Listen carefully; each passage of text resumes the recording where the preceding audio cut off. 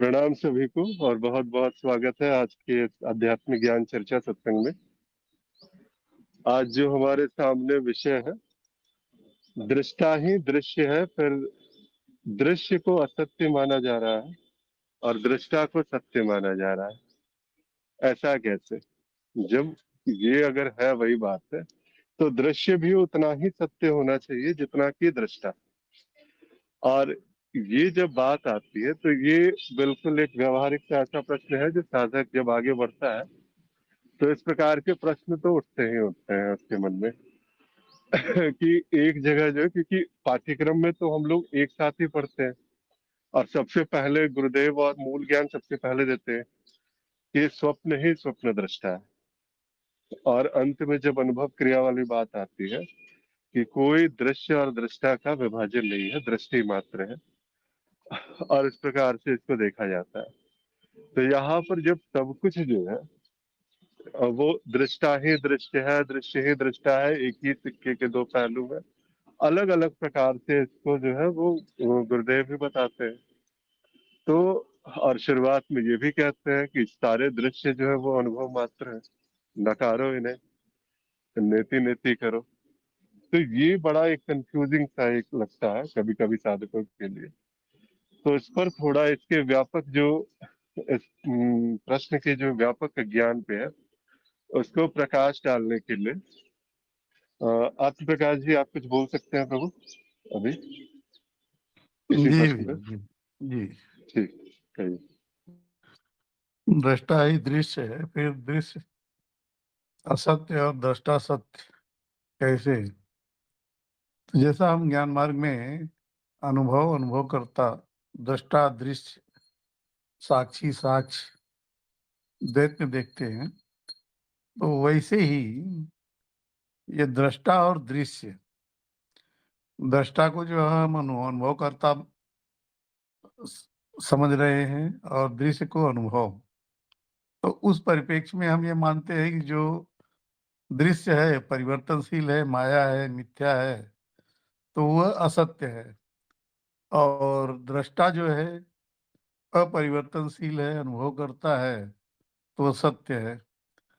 तो ऐसा है नहीं, जबकि क्योंकि अनुभव अनुभव अनुभव जैसा या जो है कि दृश्य जैसा कुछ है नहीं। ये सब केवल जो है माया है, प्रतीति मात्र है, मिथ्या है, केवल जो है भासता है। हम जो है ये चित्त की सब जो है वृत्तियां हैं और चित्त से ही जो है परिलक्षित होती हैं। तो जबकि सत्य असत्य जैसा कुछ नहीं है, सब सत्य ही है। और पूछा गया है कैसे, तो ये जो है कारण ही है कि अस्तित्व में अनंत संभावनाएं हैं और अनुभव करता ही अस्तित्व है, अनुभव भी अस्तित्व ही है। तो लेकिन अनुभव का कोई अस्तित्व वह नहीं है। वह नहीं है मतलब कि इसकी जो है कोई वह नहीं है, मतलब अस्तित्व नहीं है, ऐसा बोल सकते हैं। अस्तित्व नहीं है मतलब एक्सीडेंस एक्सीडेंस नहीं है। तो ये इस परिप्रेक्ष्य में जो अज्ञान में हम लोग समझते हैं कि ये भी ये ये असत्य है और वह सत्य है, या ये मिथ्या है और वो माया है, जबकि दोनों एक ही हैं। दोनों में कोई अंतर नहीं है, क्योंकि एक के बिना दूसरा और दूसरे के बिना पहला, ये जो अनन्य का जो है नियम है हमारे ज्ञान मार्ग में। और दोनों नहीं हो सकते, और दोनों के बिना एक का अस्तित्व नहीं हो सकता। जी भैया, जी आसत जी। जी, अभी भी लग रहा है कि कुछ जो है वो छूट रहा है इस प्रश्न पे। तो इसके लिए मैं एक बार जो है ना बाकियों से भी ले लेता हूँ थोड़ी राय, जी इसके जी बाद भैया फिर आगे बढ़ते हैं। जी। ठीक है, मधु जी कुछ बोल सकती हैं अभी?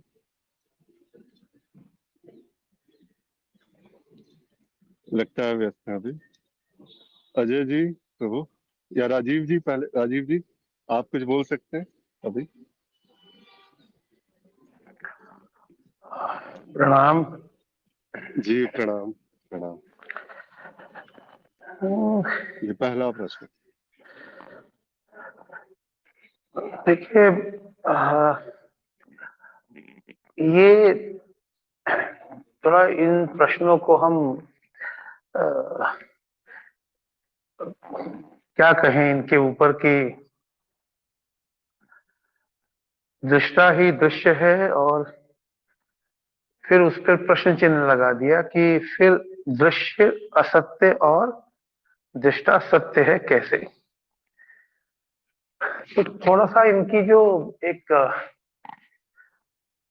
सीक्वेंस है वह समझ लीजिए कि पहले दृश्यों को असत्य की श्रेणी में रखा जाता है और दृष्टा को सत्य की श्रेणी में रखा जाता है।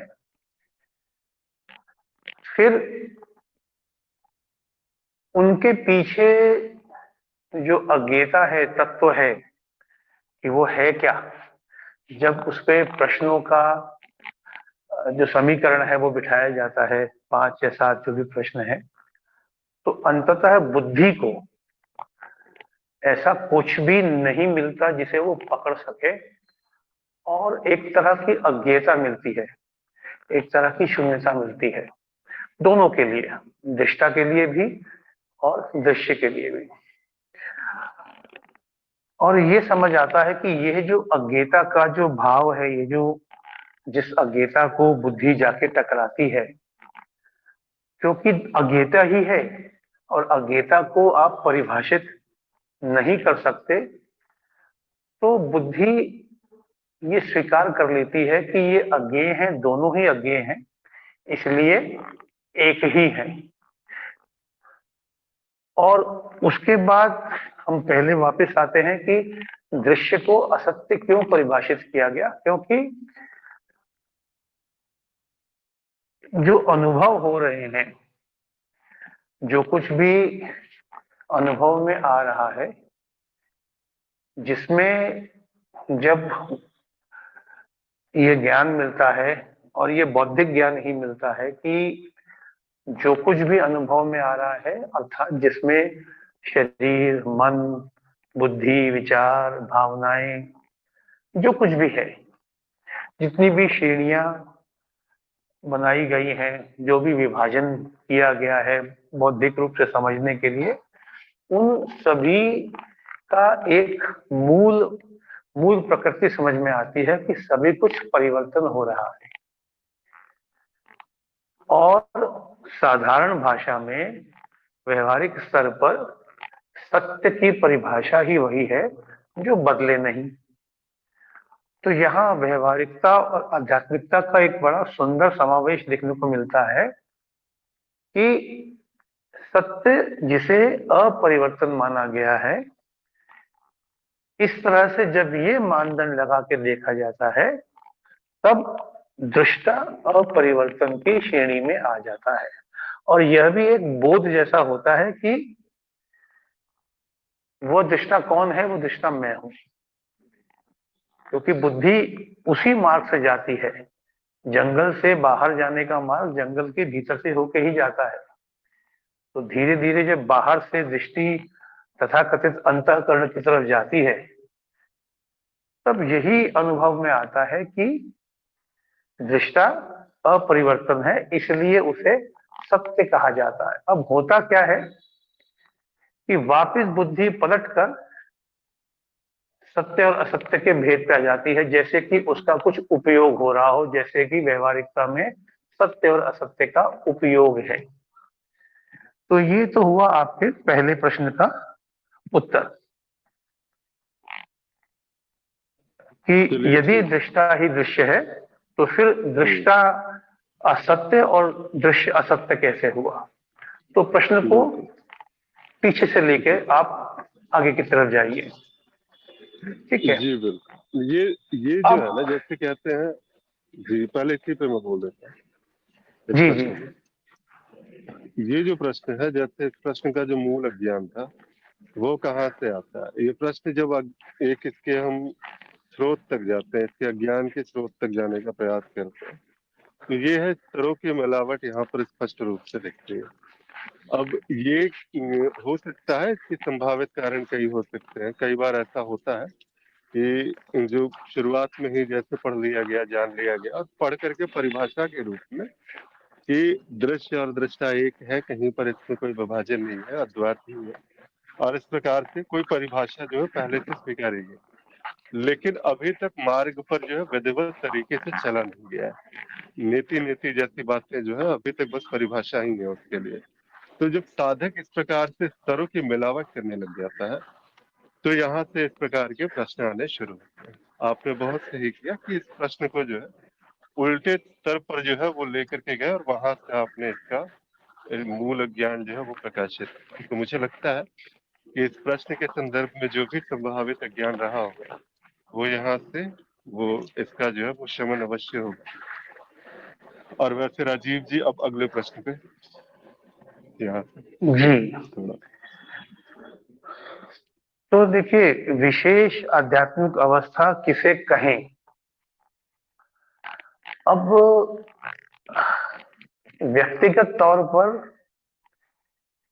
यदि किसी को श्रेणीबद्ध करना है, उसका वर्गीकरण करना है, तो जिस तरह के प्रत्यक्ष अनुभव एक साधक को होते हैं, जिसे हम तथाकथित रूप में स्थूल और सूक्ष्म स्तरों के अनुभव के संदर्भ में कहते हैं, जो यहाँ पर जो ज्ञान मार्ग पर जिस तरह से उसे बताया गया है, जो मुझे समझ में आता है कि यदि चेतना स्वप्न में और उसके आगे अन्य जो अवस्थाएं हैं उनमें प्रकट हो, भले ही वो कुछ क्षणों के लिए हो और वापस चली जाए, और यदि उसका स्मृति पुल बना रहे उन अनुभवों का, तो इस तरह से साधक को अपने व्यक्तिगत स्तरों पर कुछ विशेष अनुभव होने का एक तरह से आभास या एक भास बोल सकते हैं, होता है।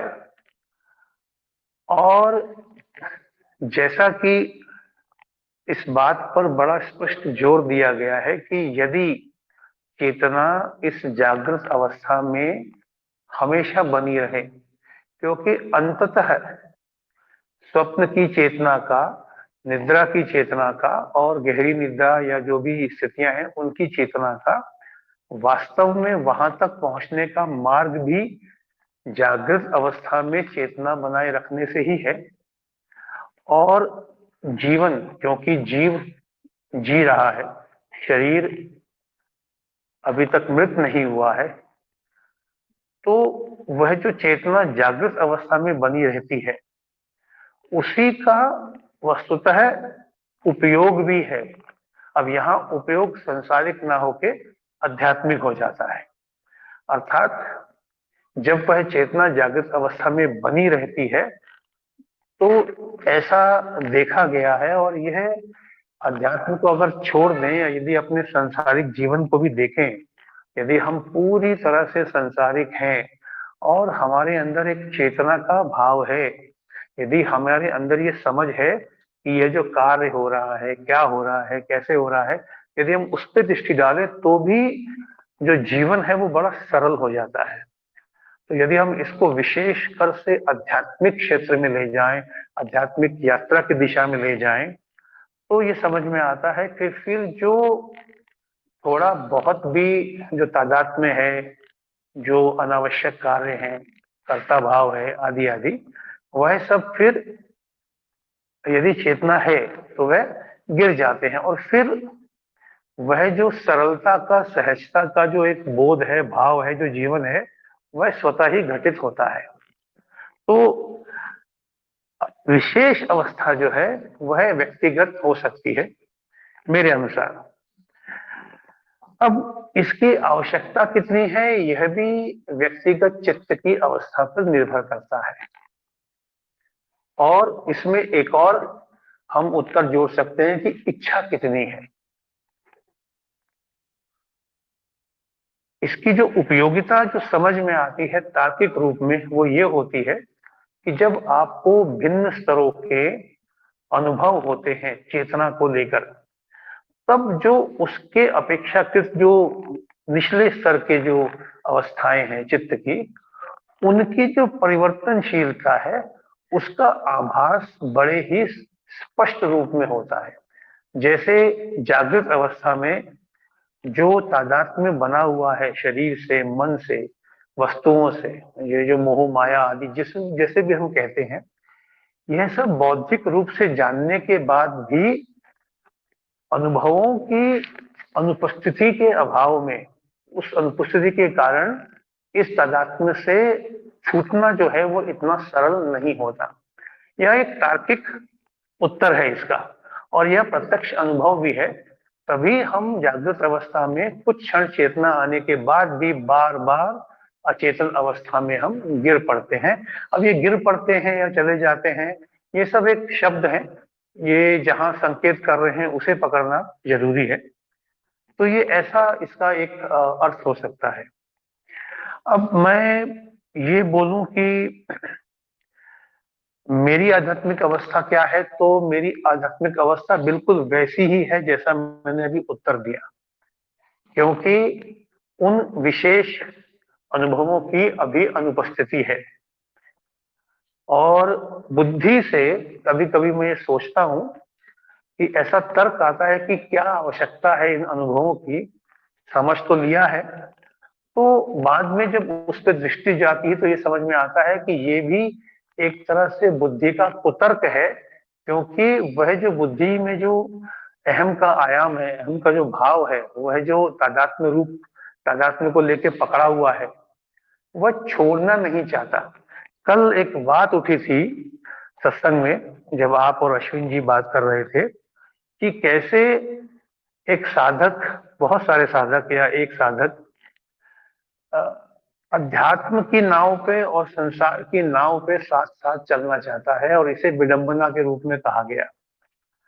तो उस कथन से आप इसको जोड़ के देखें तो यहाँ जो ये विशेष अनुभव हैं, अवस्थाएं हैं, इनकी जो तार्किक उपयोगिता है वह सिद्ध होती है। अब यह व्यक्तिगत अनुभव का विषय है, इसको कितना ही किसे कह ले, जब तक एक चित्त, जो व्यक्तिगत चित्त का जो भान है वह इन अनुभवों से नहीं गुजरता, तब तक उसे इसका प्रत्यक्ष अनुभव नहीं होता, और तब तक संभवतः उसके लिए जो प्रगति के मार्ग हैं आध्यात्मिक दिशा में, वह शायद उतने प्रशस्त नहीं होते होंगे। तो मेरा इसमें इतना ही उत्तर है। धन्यवाद। जी बिल्कुल, आपने अपने भाव रखे इस प्रश्न के संदर्भ में, और बहुत बेहतरीन तरीके से रखे। जब वैसे हुए विशेष अनुभवों की बात होती है या फिर विशेष प्रकार के जो अवस्थाओं की बात हो रही होती है कि कौन सी ऐसी आध्यात्मिक अवस्था जिसे विशेष कहा जा रहा है, ज्ञान मार्ग में जब साधक चलता है तो बहुत सारी भ्रांतियां भी होती है। इस प्रश्न का यहाँ होना ये भी जो इसका मूल कारण है कि बहुत सारी भ्रांतियां हैं, उन भ्रांतियों पर अलग अलग प्रकार के दृष्टिकोणों से उसमें प्रहार हो। बिल्कुल व्यवहारिक जो दृष्टिकोण था वो यहाँ पर बिल्कुल स्पष्ट किया है। अब थोड़ा सा जो है और थोड़ा गहरे करने का प्रयास करते हैं। हाँ, मैं एक और यहाँ बात जोड़ना चाहूंगा कि अक्सर एक तर्क सामने आता है विचार ज्ञान मार्ग पर जितने भी लोग हैं उनका साधक है कि सभी अवस्थाएं विशेष हैं, सभी अनुभव आध्यात्मिक हैं। देखिए, ये बात यदि उस स्तर से की जाए जहां पर आपने कम से कम कुछ तो तथाकथित विशेष अनुभव लिए हों और फिर उनकी भी मिथ्या को जान लिया हो, तब तो ठीक है। परंतु उसको बौद्धिक रूप से सिर्फ सुनकर और मान लेना और फिर वापस इसी जागृति में बना रहना, ये एक बड़ा, बोलते हैं ना, एक भंवर है इस यात्रा में साधकों के लिए। तो ले लीजिए, थोड़े से अनुभव तो कम से कम ले लीजिए, और फिर जो होना होगा वो हो जाएगा। तो ऐसी ही मेरी एक प्रार्थना है और निवेदन है सबसे। जी जी, नहीं, एक चीज और बात है, अगर कोई साधक ये कह रहा है तो ये आप कैसे निष्कर्ष निकाल सकते हैं कि उसके पास वो सारे अनुभवों की कमी है, सिर्फ परिभाषा है, या सिर्फ परिभाषा के तौर पर वो कह रहा है इस बात को? कोई भी कह रहा है, हो सकता है कि उसे वो सारे के सारे अनुभव जो भी विशेष जिसे कहा गया है, वो सारे के सारे अनुभवों की सीढ़ियां चढ़कर उस सीढ़ी को छोड़ दिया गया हो। यहाँ से भी तो बात आ सकती है। तो इसीलिए तो फिर बहुत हद तक हाँ, मैं आपकी इस बात से सहमत हूँ कि ऐसा निष्कर्ष निकालना या ऐसा तर्क देना ठीक नहीं है। और पर ये एक तरह से आप इस वाक्य को एक तरह से ऐसे देख सकते हैं कि यह एक तरह की एक निवेदन है कि यदि आप ऐसा इस भाव से कह रहे हैं तो वहां पे फिर अब कंडीशन अप्लाई हो गई है। यदि आपको अनुभव है तो बहुत सुंदर बात है, बस उतना ही है। देखिए एक चीज है, माया जो है वो बड़ी विचित्र सी है। जब जब हम माया के पीछे भागते हैं, अनुभवों के पीछे भागती है, वो मतलब ऐसा है कि पूरा का पूरा जो क्षेत्र है वो भगाती ही जाएंगी, और बहुत भगाती है वो। और जिस समय आप इस माया से जब परे होकर के, जैसे कहते हैं ना कि मायापति हो जाना या फिर वो निर्लिप्त साक्षी हो जाना, जब आप इस भाव से वो वास्तव में अपने सत्य स्वरूप तक जो है वो स्थित रहते हैं, तो सारे के सारे अनुभव, जितने भी अनुभव है, उनकी झड़ियां लगनी शुरू होती हैं। क्योंकि ये प्रयास होता है, वो प्रयास क्या होता है, वो बार बार कि खेल है और इस खेल में तुम शामिल रहो। अलग अलग प्रकार से वो सारी की सारी चीजें आती हैं, अलग प्रकार के अनुभव आते हैं। आखिर साधक गिरे तो गिरे, कहीं तो जा करके वो गिरेगा आखिर। तो इस प्रकार से बहुत अलग अलग प्रपंच होते हैं। और ये है फिर वही स्तरों वाली बात है। जब एक स्तर तक जब पढ़ना शुरू होता है तो फिर वहां पर चीजें बहुत व्यापक तौर पे स्पष्टता भी आने लगती है इस चीज को लेके। तो मैं माया को इस संदर्भ में देखता हूँ कि जितने भी अनुभव हो रहे हैं, वस्तुएं आदि, रूप, अनुभव, जीव, जगत, विचार, शरीर, मैं इनको तथाकथित माया के रूप में नहीं देखता। मैं इसे माया को देखता हूं कि जो इनको नाम दिया गया है, जो इनको देखने की दृष्टि है, और वो जो दृष्टि ऐसी है कि यह है, यह वह है, यह ऐसा है, यह वैसा है। ये जो तादात्म्य है, ये माया का मूल है मेरे अनुसार। वो क्या है? इसीलिए यथार्थ शब्द की व्युत्पत्ति है कि जो जैसा है उसे तैसा देख लो, अर्थात बिना किसी यह और वह, उसको बिना किसी वर्गीकरण के। अब यह देखना क्या देखना है, यह तो व्यक्तिगत अनुभव की ही बात है। तो माया माया बोल के जो हम बार बार सारे अनुभवों को हम ऐसा कर देते हैं जैसे वो है ही नहीं, तो मेरे अनुसार यह थोड़ा सा उचित नहीं है। मैं ऐसा मानता हूं कि मेरे अनुसार माया उसमें पढ़ना है। ये जो हम मान लेते हैं ना, ये ऐसा है, यह वैसा है, ये माया है। माया अर्थात नहीं है जो, अर्थात जो तुम मान रहे हो वैसा नहीं है, बस वो है। अब उसको वहीं छोड़ दो। जी प्रभु, चलिए धन्यवाद। ठीक है। ये हाँ बिल्कुल धन्यवाद। यहाँ पर यही है, जब तक ये है या नहीं है, किसी भी प्रकार के निष्कर्ष पर पहुंचने की बात हो रही है, या कुछ ऐसा है जिसे बिल्कुल हम स्पष्टता से कह सकते हैं कि वो नहीं है, और कुछ ऐसा है जिसे स्पष्टता से स्वीकारा जा सकता है कि ये तो बिल्कुल ऐसा है कि ये बिल्कुल है, और ये है के भाव में मैं बना हुआ। तो यहाँ पर भी जब निष्कर्षों से मुक्त होकर के, सारे के सारे निष्कर्षों का त्याग करके, अंततः एक ऐसी स्थिति जहाँ पर ये कहा जा रहा है ये काव्यात्मक तरीके से ही सही, लेकिन कुछ इस प्रकार से इसकी व्याख्या जब करते हैं कि मेरा होना कैसा है, तो मेरा होना कुछ ऐसा है, बिल्कुल नहीं होने जैसा है।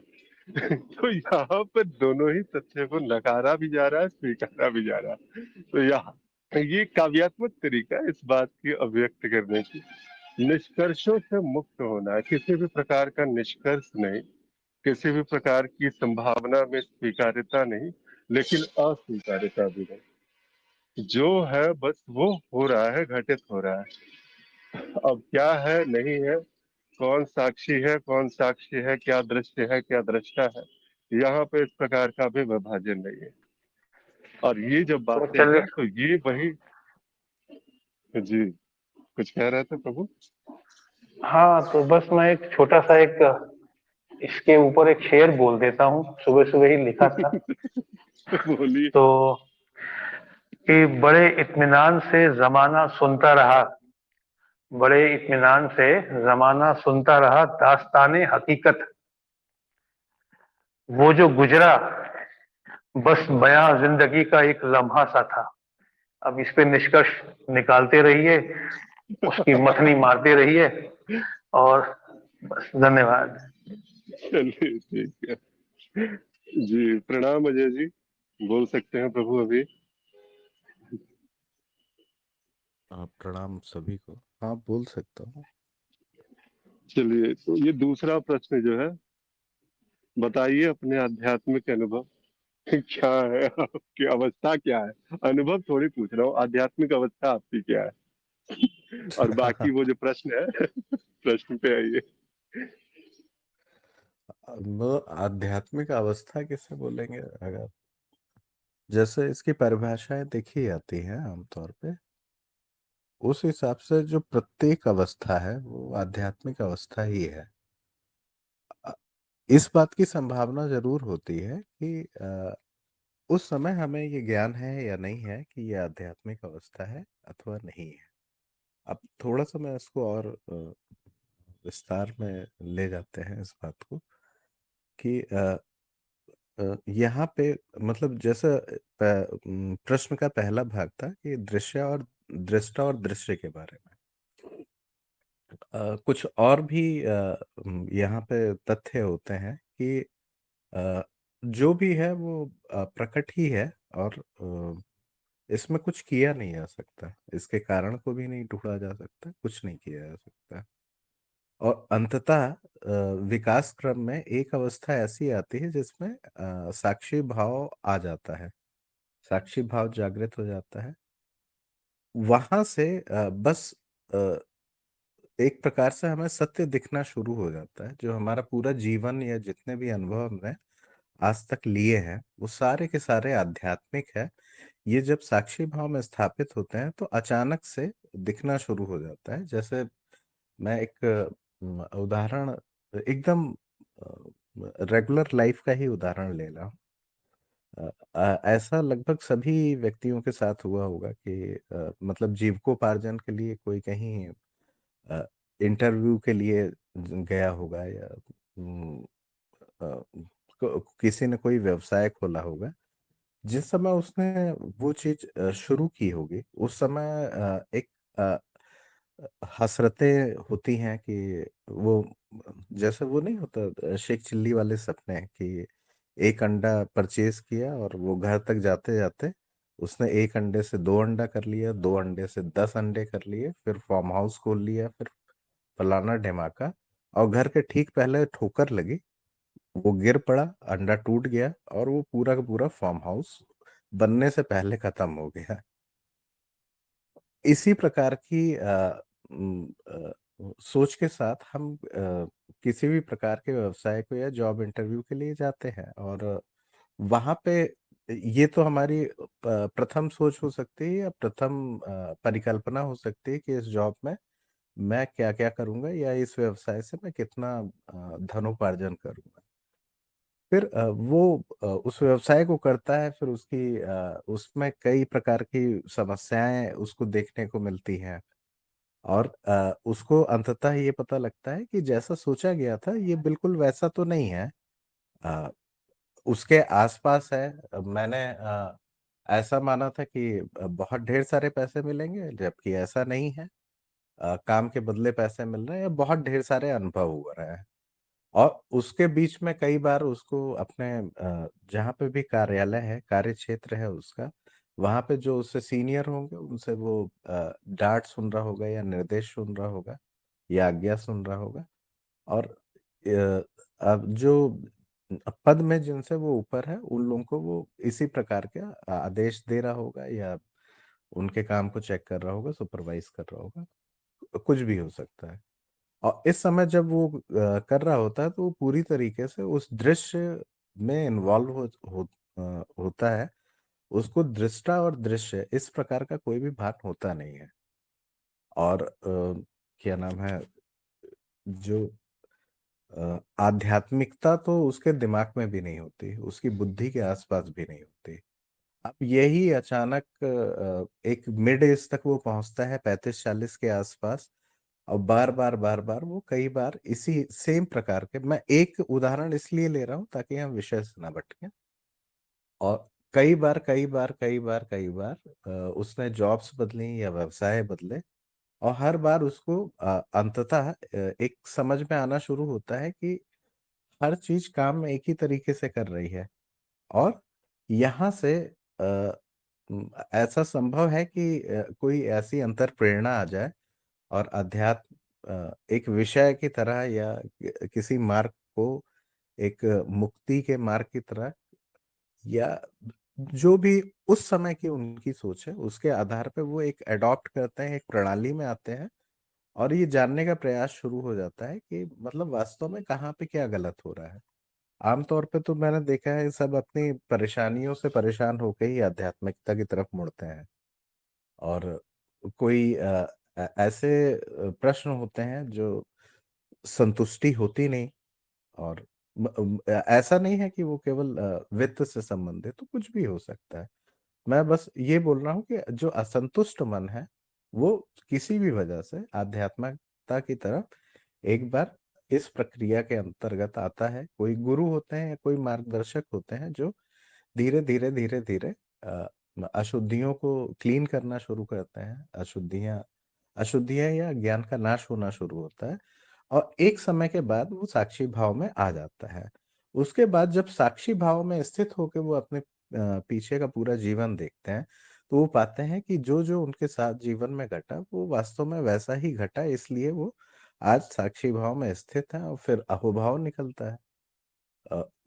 ये उस समय के आपके अनुभव होते हैं जब आप अपने जीवन को देख रहे होते हैं। और जब साक्षी भाव में स्थित होके वैसे तो एक ही पल मिला है, इसी एक पल के अंदर एक पर्दा लगा हुआ है जिसके ऊपर बस अनुभव आ रहे हैं और जा रहे हैं।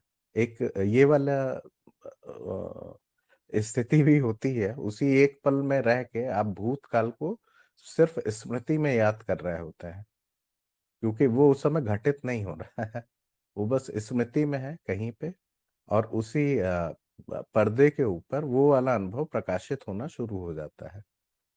और जिस समय आप उस अनुभव में थे, जैसे हो सकता है कि आप पहली बार जॉब पे गए हों और आपसे किसी ने आप शब्दों का प्रयोग किया हो, उस समय आप बहुत गुस्से में हो सकता है जिसने आपको गाली दी है उससे उसका अनिष्ट करने का भी प्रयास आपने किया हो, कुछ भी हो सकता है उस समय। लेकिन जब यहाँ साक्षी भाव से वहां पे देखते हैं तो उस स्थिति के होने का सत्य आपको एकदम दिखना शुरू हो जाता है। और आपको इस प्रकार का बोध भी शुरू हो जाता है कि कितना अच्छा हुआ कि मुझे गाली दी गई, कितना अच्छा हुआ कि मैंने क्रोध किया, कितना अच्छा हुआ कि मैंने उसके मतलब उसको हानि पहुंचाने का प्रयास किया। या कितना अच्छा हुआ कि जब मैं उसको हानि पहुंचाने गया तो मैं ही लात खा के वापस आ गया।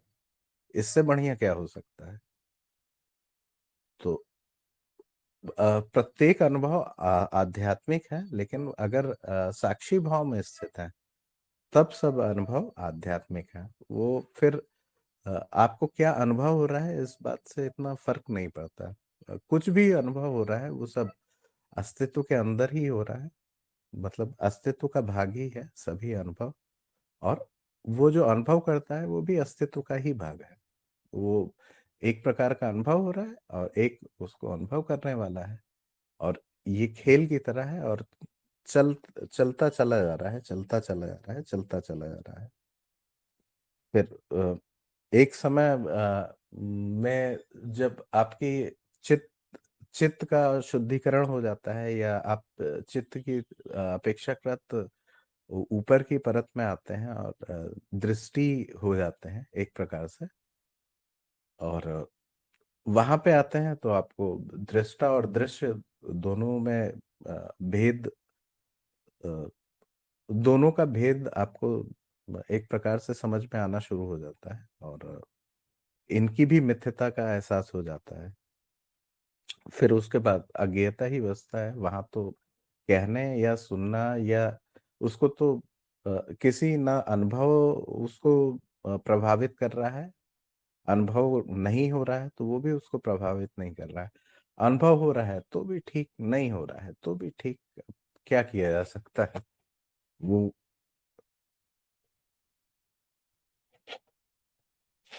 अ, बस इतना ही कहना था मुझे इस पे। जी जी। तो ऐसे में सारी अवस्थाएं विशेष है, आपका जो था दृष्टिकोण यहाँ पे। आपने हाँ। अपनी आध्यात्मिक अवस्था के बारे में तो बताया नहीं प्रभु। अरे मैं मेरी मैं पता नहीं आध्यात्मिकता है भी कि नहीं है। मतलब मुझे अब मतलब ये सब शब्द ज्यादा लगते हैं, क्योंकि जैसा अभी राजीव जी ने बताया था, बहुत एकदम जैसे उतर गई हृदय के अंदर की। हमें बस आध्यात्मिकता के पीछे एक बहुत बड़ा जंजाल है परिभाषाओं का, बस वो बता दिया गया है, और उस शब्द के साथ हमने वो अर्थ जोड़ लिया है, जबकि होना ऐसा ही चाहिए कि बस आध्यात्मिकता मतलब बिना अर्थ के देखी आनी चाहिए। वो पीछे के अर्थ बड़े कंफ्यूज कर देते हैं। और अ, वही व्यक्तिनिष्ठ होता है सत्य, तो एक वो भी है कि अ, और स्तर भी होते हैं, इनकी भी उपेक्षा नहीं की जा सकती। एक स्तर पे जो चीज आध्यात्मिक नहीं लग रही होती है, दूसरे स्तर पे वही चीज आध्यात्मिक लग रही होती है। और हो सकता है कि एक और कोई स्तर हो जिसपे आपको ऐसा बोध हो रहा हो कि आध्यात्मिकता और गैर आध्यात्मिकता जैसी तो कोई चीज होती ही नहीं है। वो सारे जितने भी अनुभव हो रहे हैं वो सारे के सारे आध्यात्मिक ही हैं, ज्ञान स्वरूप है, ज्ञान में वृद्धि हो रही है और क्या। और मेरी भी अवस्था अभी तो ऐसी ही है। शब्द अ, मतलब मैं ज्ञान अब मेरे ज्ञान का भी नाश हो रहा है, ऐसा बोला जा सकता है। तो अच्छी बात है। बड़ी अजीब सी स्थिति, समझ नहीं पा रहा हूँ कि व्यक्तिगत स्थिति कैसे क्या बोली जाए। ये तो आप लोग चलिए बताइए। अच्छी बात है। ठीक है। बहुत बढ़िया दृष्टिकोण रहा। और जो बात थी वो स्पष्टता से रखी गई इस संदर्भ में। यहाँ पर और कोई साधक अगर इस प्रश्न पे, इस भाव में कोई भी भाव अपना व्यक्त करना चाहे, दूसरा जो प्रश्न है उस पर।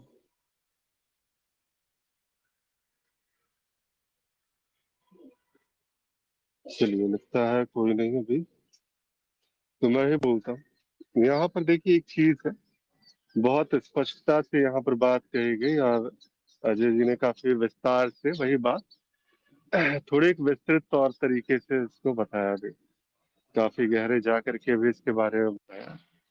और ये कुछ ऐसा है ना कि सत्संगों में जब हम इस प्रकार से चर्चाएं होती है, अलग अलग दृष्टिकोण आते हैं, तो हो सकता है कि हमें भी नहीं पता होता कि हमारे दृष्टिकोण से कितने सारे साधक जो है वो उससे सहमत हो जाते हैं। और जैसे ही वो सहमति होती है, फिर वो स्तर भी जो है उनका इसके बाद फिर वो एक स्तर ऊपर चला जाता है, क्योंकि सहमति के साथ पहुंचने का एक प्रयास होता है। और पहुंचने के लिए जो जैसे एक यात्रा जो होती है हमारे ज्ञान मार्ग में, तो उस प्रकार से लोग आगे चलते हैं। सबसे पहला यहाँ पर जो प्रश्न का हिस्सा था, विशेष आध्यात्मिक अवस्था किसे कहे आखिर। और यहाँ पर हर तरीके का जो है दृष्टिकोण आया अभी, कि विशेष आध्यात्मिक अवस्था जैसे कि स्वप्न है, सुषुप्ति है, सूक्ष्म है, पता नहीं, हर तरीके की चीज है। अब वहां तक जब अवस्था आपकी पहुंच रही है, तो वहां पर तो ये सारी की सारी अवस्थाएं किसकी है? तो चित्त की है। ज्ञान मार्ग में स्पष्टता से हमें बताया जाता है कि जो भी अवस्थाएं इस प्रकार की अगर दिखाई जाती है, बताई जाती है, वो सभी एक चित्त की ही अवस्था है। और चित्त ही है जो निर्णय ले रहा है कि क्या विशेष है और क्या सामान्य सा अनुभव हो सकता है। और वो अलग अलग प्रकार से इसी में जो है चुनाव कर लेता है। जहां पर चित्त को रस मिलना शुरू हुआ, वहां पर उसने ये घोषणा कर दी कि ये वाला अनुभव सबसे विशेष है। और जहां पर उसे थोड़ा सा रिपीटेटिव सा लगा, जिससे कि एक अनुभव दोबारा होने लगे, जैसे स्वप्न का ही अनुभव है, तो वही रोज रोज अगर हो रहा है तो फिर तीसरे चौथे दिन वो प्रयास भी छोड़ देता है।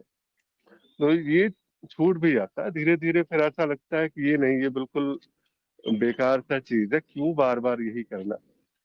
वही है, एक मिथ्या में संतुष्टि नहीं मिल रही है तो दूसरी महामिथ्या में जाके खेलने का प्रयास हो रहा है, तो वहां ये भी छूट जाता है।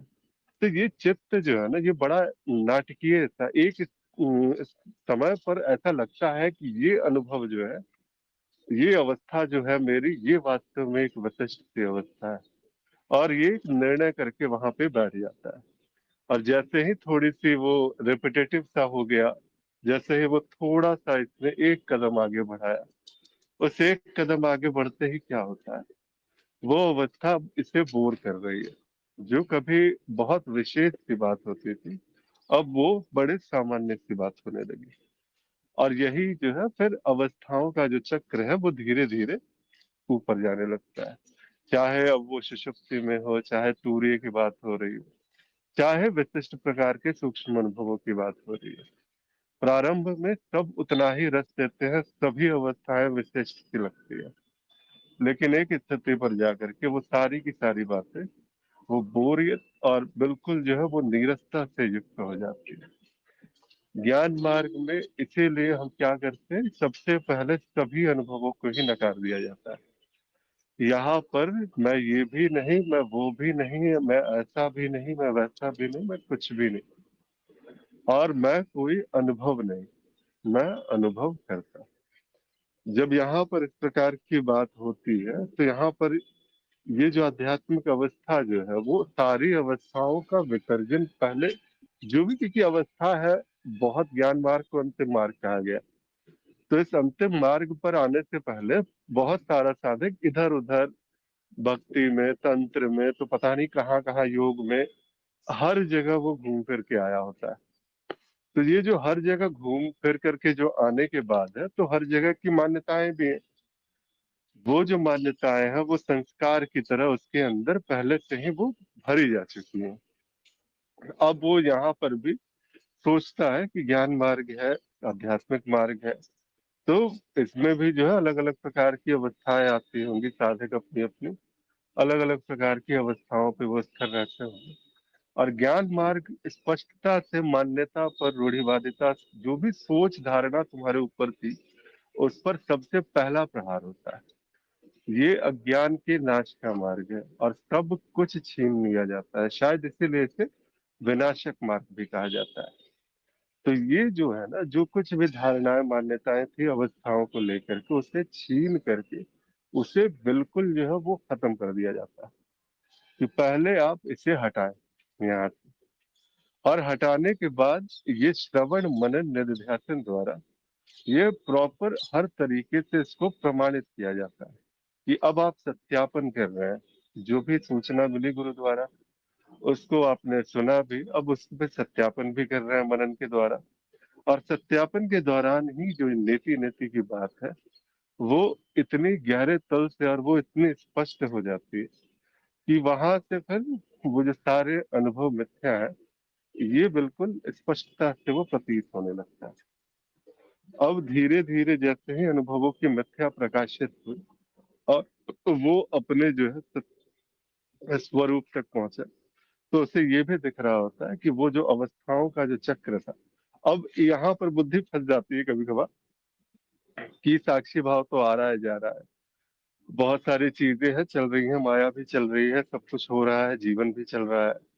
और यहाँ पर जो इसका जो चक्र है, इस चक्र में फिर अवस्थाओं को ढूंढने का प्रयास हो रहा था, क्योंकि मान्यता संस्कार के रूप में है। पुरानी। तो यहाँ पे ऐसी अवस्था होती होगी कि ये साक्षी भाव वाली अवस्था है अभी, फिर भाव छूटेगा, फिर साक्षी रहेगा, ऐसी अवस्था होती होगी। फिर इसके बाद फिर अलग से जो है कुछ और बात।